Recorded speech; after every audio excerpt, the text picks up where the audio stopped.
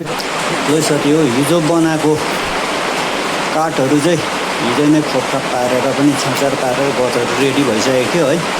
र आज चाहिँ यी अब गजहरू फिटिङ गरेर जोडजाड गरेर राउटरहरू गर्नु बाँकी मात्रै राखेको छु। र राउटरहरू पनि अब हुँदैछ।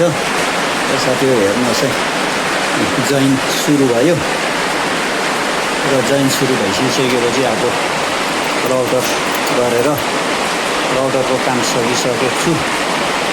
र हेर्नुहोस् है साथी, के कस्तो लाग्यो लाइक कमेन्ट सेयर गरिदिनु होला साथी। हेर्नुहोस् है, फिटिङ भइसक्यो सबै।